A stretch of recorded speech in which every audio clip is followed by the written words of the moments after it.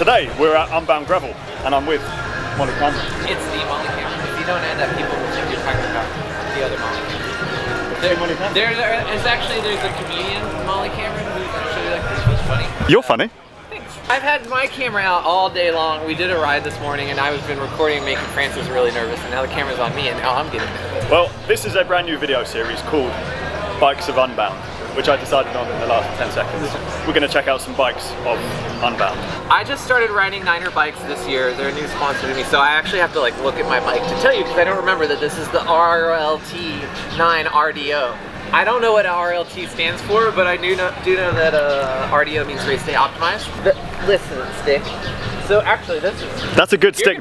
Take this with you, because if it's muddy, this is the hot tip. If it's muddy tomorrow and everything, the course turns into heavy clay, you're going to need a stick, because that clay is going to pack up and you're going to need to scrape the mud and clay off your bike and your wheels. I'll save this for you. Thank you so much. It's kind of like a wand from Hogwarts. I'm sorry. It is, isn't it? Yeah. I love two chainring bikes. I've been riding two chainring bikes forever. Like when everything went single ring, I actually raced single ring. When I was racing cyclocross World Cups, I was racing single ring bikes, because that's what all the Euros were doing. I was like, oh, you know, if Richard Grunendahl can ride a single ring, I should ride a single ring.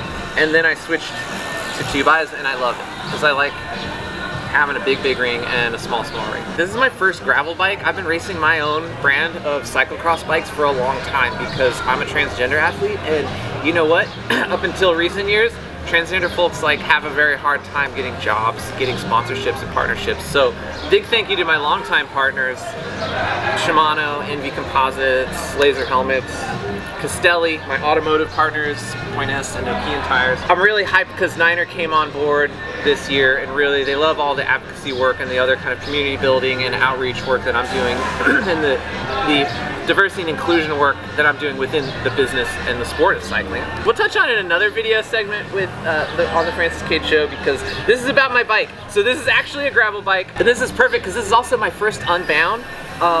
The only other time I've been to Kansas was for a Belgian waffle ride in Lawrence, Kansas last year, which I did win the 100K or whatever, the shorter course. And I raced that on a cyclocross bike. Cyclocross bike, you drive the bike. You're more over the front wheel. You are paying attention to the bike a lot more. I've been riding this for only a couple weeks now. I raced Rule of 3 in Bentonville last weekend. And the only way to describe it is, you know, it has a lower bottom bracket than what I'm traditionally used to, and the front end of it is a little more slack. And I've realized that I can't drive this bike. I'm not pushing my NINER into corners like I do with the cyclocross bike. I kind of just have to let it do its thing. And that's perfect for out here, where it's not very technical. There's just like, you know, a lot of long straight roads, and then you'll hit a 90-degree turn or, you know, a gradual turn. And this is going to be perfect, because this is so much more comfortable than my cyclocross bikes. Over 100 miles. We were doing the 100-mile race tomorrow morning.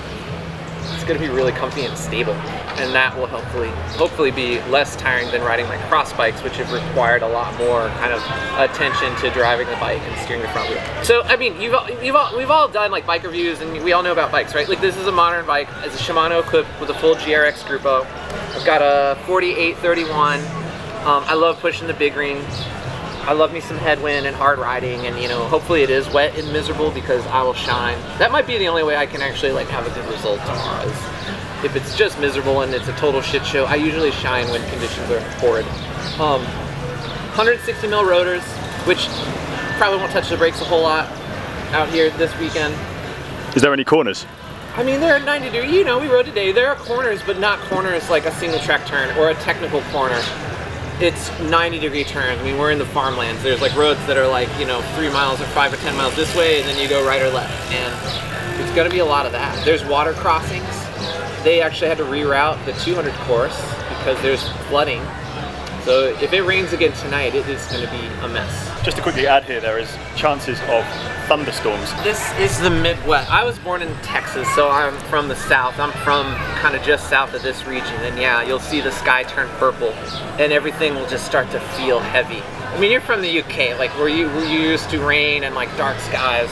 You feel the pressure change. Like it's this weird thing you can feel in your bones. You're like, oh, a storm is coming. You can feel it rolling in. It's gonna be windy. It's gonna be heavy. It's weird because if it's dry at all, when it is dry, it will be fast. Like we rode today, those roads, some of them are just fast. Because of the possible challenging conditions, have you made any adjustments to your like tyre choice, or have you just gone for the same as you would normally? The only thing I will consider, because of my cyclocross background, I love riding low tire pressure, and if it does rain, I asked Amanda Nauman and I've asked Yuri Oswald and Dan Hughes and some other winners of Unbound who have raced out. I've literally never been here. These rides this morning were my first rides here.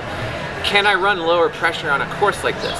So the Flint Hills and the rocks out here are very sharp, but with a tubeless tire, so with my Challenge Getaway 40mm tires on NVG 23 rim with tubeless sealant, and actually have Finish Line tubeless sealant in them, I'm not worried about bottoming out and puncturing an inner tube, and I don't have Cush core or anything in there. I'm just running a bunch of sealant in the tires. I did coat the sidewalls of my tires with Aqua Seal because I think the big factor here will be the rocks just cutting your sidewalls. It's similar in Arkansas. There are rocks in like the upper 40 in between Arkansas and Missouri, northwest Arkansas, are very sharp. So I'm not really worried about direct punctures from thorns or something like that, or even bottoming out on the rim. I'm worried about just cutting and tearing the sidewall. So the word from all these pros that have won Unbound is that yes, you can get away with low pressure. So if it's muddy too, you'll want a little lower pressure for traction. I'm a light rider on the bike. I'm not as hard on my tires. If you're a rider that's not a really good bike handler or are kind of heavy on the bike, not weight heavy, but just your handling technique is kind of forcey and smashy on the bike, you'll probably destroy your tires and get a puncture. I will probably run like 30 PSI in the rear, maybe 25 in the front, but I'm gonna make the call this evening. That was a lot. I feel like I learned a lot. I'm gonna copy your tire pressures. The thing ultimately I've learned is that you just want to finish the race. Like, it's 100 miles. You'll have a more comfortable ride and maybe get a little more traction with slightly lower pressure. But if you're getting punctures and you're flatting all the time, you